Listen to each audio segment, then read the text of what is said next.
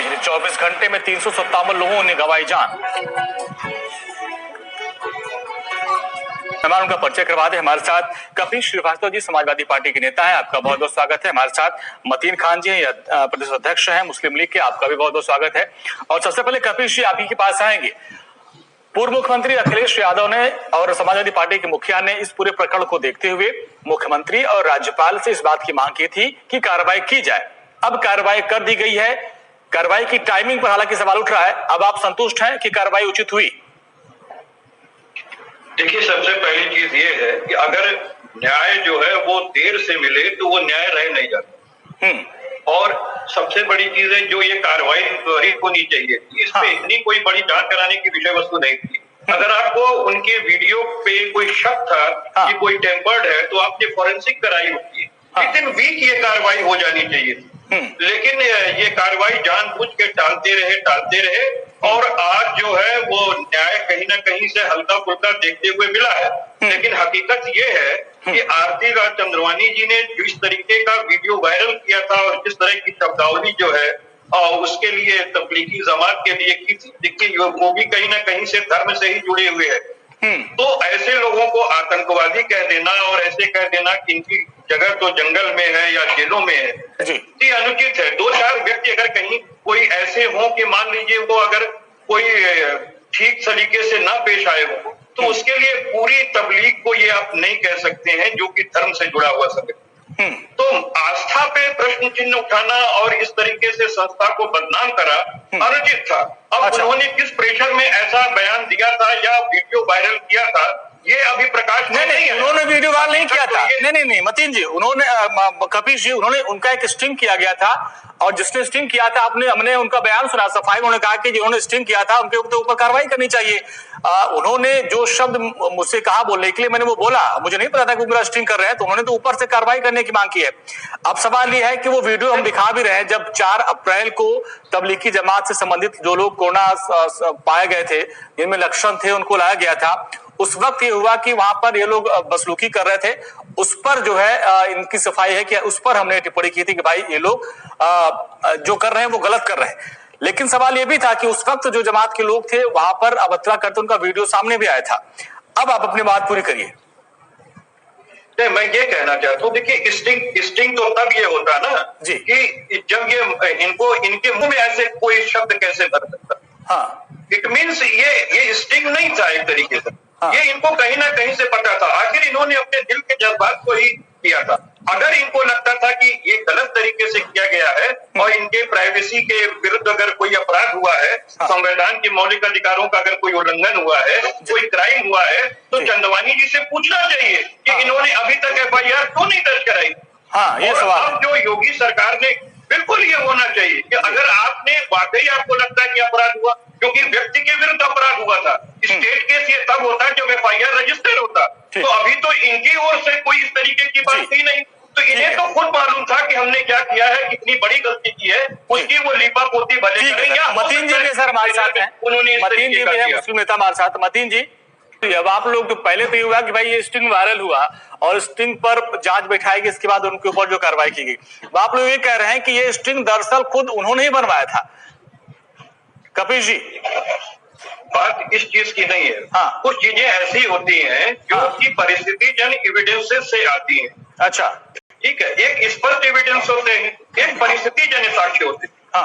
भाई मैं सीधे ये बात प्रश्न पूछना चाहता हूँ, 2 बात पे आप ध्यान दीजिए। पहली बात ये कि आखिर आपके मुंह में शब्द किसने भरे और आपने भरे तो क्या आप बच्चा थी?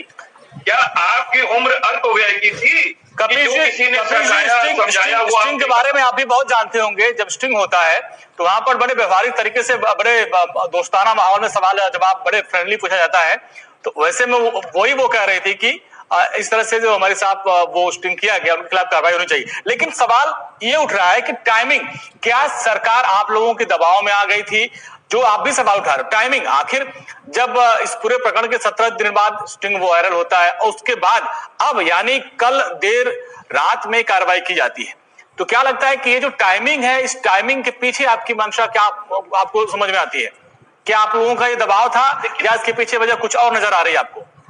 नहीं, इसमें कोई दो राय नहीं कि हमारे राष्ट्रीय अध्यक्ष जी ने बाकायदा चिट्ठी लिख करके माननीय मुख्यमंत्री जी को भी और महामहिम राज्यपाल जी को भी उन्होंने चिट्ठी लिखी थी और इन पर कार्रवाई की सख्त मांग की थी और उसकी पैरवी हम सारे लोग मिलकर कर भी रहे थे। प्रश्न इस चीज का है कि संविधान के अंदर हमारे स्पष्ट लिखा हुआ है कि जब हम किसी के धर्म में हस्तक्षेप नहीं करेंगे और एक दूसरे के धर्म का सम्मान करेंगे, तो इतने बड़े पद पर बैठने के बाद इस तरीके की अशोभनीय टिप्पणी करना या बयान देना, चाहे उसके सर्कमस्टेंसेस कुछ भी रहे, तो वो अच्छा। अब देखिए कपिश जी, दो चीज देखिए, दो चीज जुड़ रही है, इसीलिए मैं बार बार टाइमिंग के सवाल आपसे कर रहा हूं। जमात का वीडियो वायरल होना, उस पर कार्रवाई करना, और दूसरी तरफ आप देखिए दिल्ली के शाहीन बाग में एक बार फिर से लोग कह रहे हैं कि हम लोग फिर से धरने पर बैठेंगे, फिर से प्रदर्शन करेंगे। तो जिस तरीके से कोरोना के पहले जो दबाव एक सरकार के ऊपर बना था, कोरोना ने काफी राहत सरकार को दी थी। अब एक बार फिर से बिहार में चुनाव होना है और माना जा रहा है कि वर्चुअल रैली के जरिए बीजेपी ने उसका शंखनाद कर भी दिया है। अब आपको क्या लगता है कि विपक्षियों के पास एक बड़ा हथियार था कि भाई जो शाहीन बाग में हो रहा था उसको चलते देना चाहिए, और अब जमात का मुद्दा, शाहीन बाग, जमात, अगर इन सबको आप जोड़ दिया जाए तो आपको लगता है कि आप लोगों के पास, विपक्षियों के पास एक बड़ा हथियार लग गया बीजेपी के पास हमला करने के लिए? बीजेपी पर बीजेपी पे हमला करने की नहीं, हाँ। और इसको विपक्ष से तो आप कतई मत लीजिए, विपक्ष की तरफ देखिए राजनीति सर, आप विपक्ष उतना बोला भी नहीं होता, हर मुद्दे पर राजनीति होती है और इस मुद्दे पर सरकार संकट में घिर गई थी। शाहीन बाग और जमात में सरकार घिर गई थी। अब आपको लगता है कि कोरोना से मामला दब गया था, लेकिन एक बार फिर से बिहार चुनाव में इसको एक मुद्दा बनाया जाएगा, इस वजह से भी मामला उठ रहा है? बिल्कुल। बावजूद उसके मैं एक बात आपसे कहना चाहता हूँ कि देखिए शाहीन बाग के अंदर जो भी आंदोलन खड़ा किया था वो प्राइवेट लोगों ने किया, तो उसमें किसी पार्टी का हस्तक्षेप नहीं था। उसमें पार्टी के नेताओं ने समर्थन जाकर के भले दे दिया हो उनको, ये एक अलग की बात है। वो जन आंदोलन था और जनता के द्वारा पैदा किया गया आंदोलन। अब भारतीय जनता पार्टी उसको तो बिना धर्म के और बिना उसके आड़ लिए तो ये चल नहीं पाते हैं। तो अब वर्चुअल रैली जो 72,000 एलईडी लगा करके कर रहे हैं, कई 100 करोड़ रुपए खर्च करके कर रहे हैं, तो उनको तो कुछ मुद्दे चाहिए ना हिंदू मुसलमान। मुद्दा दे कौन रहा है? देखिए मुद्दा दे कौन रहा है? शाहीन बाग में फिर से कहा जा रहा है कि फिर से धरने पे बैठेंगे, जमात का मुद्दा लखनऊ में यूपी में उठी गया, यानी फिर मुद्दा उठ रहा है दोनों तरफ से। भाई बीजेपी का जो मुद्दा है आप उनको खुद दे रहे हैं, विपक्ष के लोग दे रहे हैं। अगर जमात और शाहीन बाग की बात करेगा विपक्ष तो उनको तो मुद्दा मिलेगा। बात विपक्ष की नहीं है। हाँ। मैं इस बार आपको ये कह रहा हूं कि देखिए संवैधानिक अधिकार है आंदोलन करना। अगर जनता को ये लगता है कि उसके हित में कोई कार्रवाई सरकार नहीं कर रही है या कोई भी मसला हो, तो वो जन आंदोलन, परिस्थितियां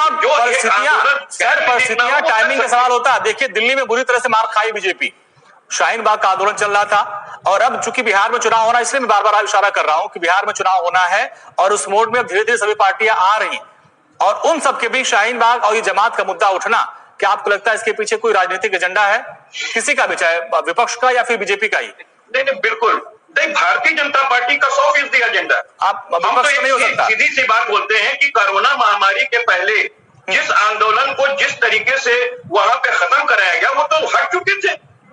जो अपील थी हमारे माननीय प्रधानमंत्री जी की, वो इस देश की जनता ने जो शाहीन बाग के अंदर मौजूद थी उन्होंने माना, और उसके बाद उनकी अपील को स्वीकार करके चले गए। केवल 5 लोग सोशल डिस्टेंसिंग बना करके कर रहे थे और ये जनता के लोग थे, इसमें कोई नेता शामिल नहीं था।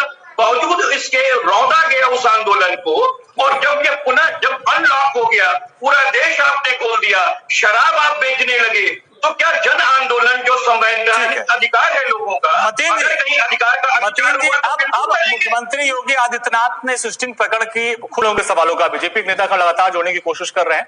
और कपिश जी, चूंकि अब ये जमात का मामला हो, अब इस वक्त टाइम पे भी सवाल उठ भी रहा था, आप लोग भी उठा रहे हैं और लगातार लोग भी पूछ रहे हैं कि भाई आखिर इस प्रकरण के इतने लंबे समय के बाद कार्रवाई क्यों हुई? अब सवाल ये उठता है कि क्या अब जिस तरीके से आप सवाल उठा रहे हैं कि भाई ये तो बीजेपी का एजेंडा ही रहता है, अगर ये बीजेपी का एजेंडा होता तो प्रिंसिपल पे कार्रवाई क्यों होती? भाई वो तो उनको हिसाब से फिर बयान दिया था आपके हिसाब से। अंजनी सिंह जी, हमारे यहाँ स्पष्ट न्यायिक सिद्धांत है और वो स्पष्ट है कि अगर समय से किसी को न्याय नहीं मिला तो वो न्याय विफल हो जाता है, और ये सुप्रीम कोर्ट से लेके हाई कोर्ट के नजीर केसेस में आई हुई थी और ये इस पर भी लागू होती। भाई का वर्षा जब कृषि सुखानी, जब कृषि सूख गई और बारिश हो गया, आपको जो एजेंडा करना था आपने उसको फैला दिया और जिसको आरोपित करना तो आपने आरोपित कर दिया। आपकी एजेंसी आपने जांच करवाई, अभी जांच पूरी खुलकर के सामने नहीं आई है बावजूद इसके, और आप ये कह रहे हैं कि जो स्टिंग हुआ, मैं तो पूछ रहा हूं कि इसकी जांच क्यों नहीं कराई कि वो स्टिंग किसने किया था, क्यों किया था, उस पर कार्रवाई क्यों नहीं हुई। और इन पर तो कार्रवाई हुई, चलिए ठीक है, इनकी चीजें हुई, अगर किसी की प्राइवेसी में दखल किया गया था तो ये एक और क्राइम है, संवैधानिक अधिकारों का उल्लंघन है, तो आखिर इसको क्यों नहीं किया। उस पर भी तो एक जांच बैठनी चाहिए, उस पर भी चीजें आनी चाहिए थी। और दूसरी बात, आरती जी से मैं पूछना चाहता हूं कि वो उन्होंने एफआईआर दर्ज क्यों नहीं कराया। ठीक है, एक ब्रेक का वक्त हो गया, एक ब्रेक का वक्त हो गया, ब्रेक का वक्त हो गया है जी, एक ब्रेक का वक्त हो गया। ब्रेक के बाद बहुत जल्द हाजिर होते हैं। कपिल श्रीवास्तव जी हमारे साथ बने हुए हैं। कपिल जी, चूंकि बार बार हम लोग टाइमिंग की बात कर रहे हैं, देखिए राजनीति में टाइमिंग बहुत महत्वपूर्ण होती है। टाइमिंग से ही सरकारें बनती हैं, बिगड़ती हैं, और मुद्दा और इन मुद्दों को राजनीतिक पार्टियां जिंदा करके रखना चाहती हैं। विपक्ष के हक में एक बड़ा मुद्दा था शाहीन बाग, और अब ये जमात, इनके बिना पर बीजेपी को घेरने का एक बड़ा हथियार आप लोगों के पास। और जैसा कि अखिलेश यादव ने इसका विरोध भी किया था प्रचार का, और प्रचार पे अब कार्रवाई भी हुई, तो माना जाए कि अब ये जो गूंज है वो काफी लंबी सुनाई देगी। ये मामला ही शांत होने वाला नहीं है। नहीं, बात मामला शांत होने की नहीं है, बात ये है कि क्या न्याय मिला। उसके लिए 2 मिनट मुझे समय दीजिए जी। देखिए, सबसे पहली चीज ये है कि न्याय अगर देर से मिला तो विफल हो गया, मैंने आपसे पहले कहा। दूसरी ये चीज कहा कि ये तो ट्रांसफर जो है वो न्याय के शब्द के तहत तो आता ही नहीं है, ये तो कोई शस्ति नहीं है। ट्रांसफर किसी का कर देना न्यायिक विलोकन में इसको शस्ति नहीं माना गया। अगर कुछ इंक्रीमेंट बैक कर दिया गया होता, उनको निलंबित कर दिया गया होता, इस तरह की चीजें अगर की गई होती तो वो पनिशबल मानी जाती। लेकिन ये तो कोई पनिशबल चीजें नहीं हुई हैं। ये बहुत सामान्य अनुक्रम में इन्होंने उठा के कर दिया है, और वो भी 2 महीने बाद छाती पे मूंग डला है पूरा, जैसे चाहे हैं वैसे किए। मैं तो कह रहा हूं कि ये स्टिंग आखिर किसने किया, इसके पीछे हाथ किसका है, किसकी मंशा थी हिंदू मुसलमान करवाने की, किसकी मंशा थी तबलीग को जो है वो बदनाम करने की। क्या किसी संस्था के अगर 4 लोग, एक तो मैं नहीं मानता लेकिन मान भी लें कि अगर उनके द्वारा इस तरह की चीज की गई तो ये आपको हैरत प्रकरण याद है सर? अस्पताल में 80 लोगों को वहां पे लाया गया था, उनकी टेस्टिंग चल रही थी, और वहां पे लगातार वहां के जो मेडिकल कर्मचारी थे बोल रहे थे भाई हम लोग कम लोग हैं और लोग ज्यादा आ गए हैं, वो खाने फेंक रहे हैं, बसलूकी कर रहे हैं, और वहां पर अभद्रता की जा रही है। ऐसे में वहां के प्रिंसिपल ने कहा कि भाई मैं तो इलाज करने नहीं जाती थी, लेकिन जो हमारे लोग थे वो बता रहे बसलूकी की जा रही थी। इस पर उन्होंने उस वक्त मीडिया में सफाई दी थी, हालांकि बाद में स्टिंग में उन्होंने अभद्र टिप्पणी भी की थी। तो प्रकरण को ध्यान दीजिए कि उस दौरान किस तरीके से कंडीशन थी उस अस्पताल की। अंजलि जी, सबसे बड़ी बात ये मैं कहना चाहता हूँ कि जब कोविड एक्ट आपने एक अध्यादेश ला करके पारित कर दिया था, और अगर कोई भी, चाहे वो जमात हो या कोई भी व्यक्ति हो, इस देश के किसी भी धर्म और जाति का व्यक्ति, अगर आपको लगता हो कि एक्ट के विरुद्ध या कोई आपराधिक कृत्य कर रहा है तो उस पर आप मुकदमा करें, उस पर जो विधिक शक्तियां हो सकती हैं उनका अनुपालन सुनिश्चित कराएं। तो वो तो आपने किया नहीं। आपकी तो संख्या के लोगों, ये जो भी एक मुट्ठी भर लोगों को लेकर के और किसी धर्म के विषय पर हल्ला बोल देने, तो उसका ये लाभ लेते हैं भारतीय जनता पार्टी। और उन्होंने कोरोना पर से ध्यान भटकाने के लिए तमाम जो राहत नहीं मिल रही थी, मजदूर पैदल पैदल आ रहे थे, 3000 से ज्यादा मजदूर रास्ते में मर गए, इस तरीके की जो चीजें थी उनको छुपाने का आड़ लिया गया था। और ये पूरा देश जान रहा है जिन्होंने। समय का अभाव है। मतीन जी आपका, कपिल जी आपका बहुत बहुत शुक्रिया इस पूरी बातचीत के लिए। तो अब जिस तरीके से कार्रवाई तो की गई है, लेकिन कार्रवाई पर सवाल उठाया जा रहा है।